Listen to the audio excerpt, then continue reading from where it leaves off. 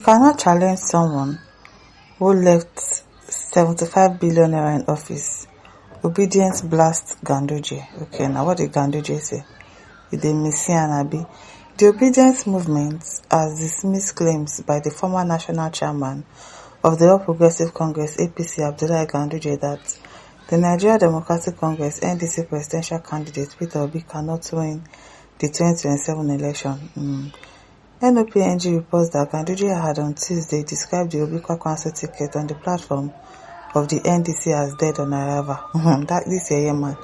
He argued that neither Obi nor Kwakwanso had the leadership credentials or political legacy to secure victory in the 2027 presidential election. Reacting to Ganduje's submission during an interview with Punch, the national coordinator of the obedience movement worldwide, Satanko, questioned Ganduje's credibility to access the records of Obi and Kwakwanso. He said, I don't know why people still take Ganduje seriously exactly, so he's not even somebody that you're supposed to reply safe. He has the credibility to challenge somebody who left 75 billion naira in the coffers of Anambra State. Despite having the opportunity to lose that particular money, he did not. Can you compare him with somebody who has been accused of stashing dollars in his pocket with a proven video? So realize his credibility. He can't also compare himself with the governor who did an octopus bridge in Kano, linking the old city and the new city together, particularly in the direction of people coming into Kano. That was a lot of legacy that Dr. Rabi Kwakwanso left in Kano State. In terms of education, it is unbelievable that Kwakwanso has sponsored people who have gone abroad and paid their school fees in full without leaving any outstanding debt. That particular legacy has produced pilots, nurses, and engineers for the state. So what credentials does Ganduje have to challenge what these people have already left behind? He has nothing to offer. His statement and attempt to discredit the duo are dead on arrival too. The last time I visited my state, Kano, I am happy you saw me with people everywhere. These people have not even come to see us. They are ordinary clergymen who have believed in Peter Obi for 4 years that they have been together. It is a practical life example, exactly. So there's no point arguing with Ganduje. It still says party or NCC sentiments will not buy those choosing tipping over Mr. Peter Obi. Like, I don't even understand. Even when they're obviously suffering and smiling in this present administration, don't mind them. At Eric says, why I want Tinubu to continue to 2031 is because many sentimental Nigerians must learn lessons the hard way. I beg some of us, we already know that we don't want this person. If they are learning the hard way, it will also affect us too, that also wants better for Nigeria. So please don't allow him continue to 2031. They need to learn the lessons the hard way before they are compelled to do away with sentiment and go after a leader that will fix the country. Some people suffering, they like it too. So no matter what, even if Tinubu stays there to 2031, they will still like it for him to still continue. They like their slave master. Some Nigerians are like that too. They like suffering, please. It is well. Dayo Momo says, leaving a whooping some 5 billion in the state coffers, ignoring areas that require financial attention to achieve stocking the coffer refund. Is that one not better? Is it not better than chopping money? They'll be doing projects, but it's money that they are chopping. Stanley Emeriwa said, criminals like Ganduje can only find his voice in Tinubu APC-led government. Now, Governor Austin says, Gandola, your own thief was live and direct during Jubi Buhari Sudanese president's camera caught you. Oyeka says, the fear of Obi and Kwakwanso is the beginning of nightmare in APC. I'm telling you, they are really having sleepless nights. They are really having sleepless nights. It is well with them. How it says, they are simply afraid of the duo. And I say, for free and fair election, APC cannot win anything. I'm telling you, they cannot win shishi.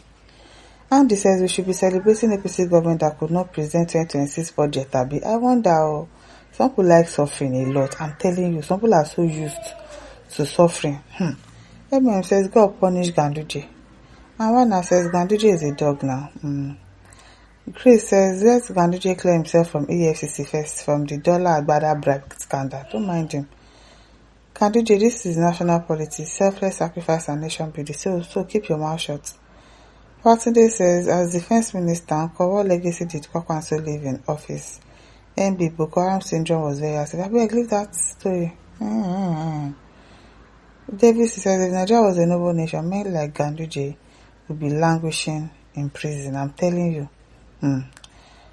At Sadiq says Ganduje's assessment of Peter Obi and Kwakwanso 2027 electoral chances is very correct. What's correct about it? Suffer ahead. Obi is a huge liability. How can any sensible and reasonable Nigeria vote to be? Of course, it's only reasonable people that are voting for him now. It's foolish people like yourself that want Tinubu to enter again. Sadiq, you get sense. As Anambra governor, emotionally mounted a bulldozer and demolished the central mosque, and then expelled northerners from the state. And what are you doing there? Go back to your state now. Go and build mosque in your state now. Why are you building mosque in another person's state? Go back to your state. Which kind of talk with that? Because they demolished your mosque now. So they should not vote for him. You are talking rubbish. Princess Otiede says, let our theatrical, political, social media night and overzealous subjective forecast their brain out about who will win and who will lose the 2027 election. One thing is certain, that elections shall not conduct in media. Winner or loser shall not be picked by political pressing of the candidate. Okay. Abe Isaac says, Mr. Obi and Gandola cannot be compared. I don't want to mention names here, but one stole millions of dollars in his state and the other one left 75 billion naira in his state. Gandola is a criminal.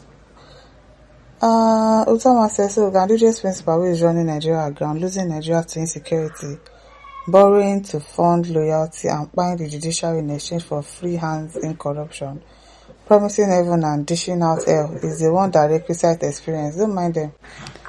Nigeria is better off with inexperienced candidates who lack experience to supervise and groom corruption. Can you imagine? It is well. Anthony Eguagu says, Gandola, a shameless man that was caught up on camera, siphoning dollars in his Baba Riga as sitting governor of Kano State then.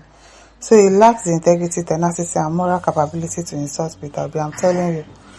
Christopher says, Ganduje has the leadership quality here. What they call leadership is actually the ability to loot insatiably. Anything of a higher moral value is unbearably offensive too. Chicago says, obedience 2027 is assured. ABK says, Gandola that's supposed to be in Kuje prison by now, chopping beans and ewa. This is the kind of people you will see in APC. Criminals parading themselves as leaders.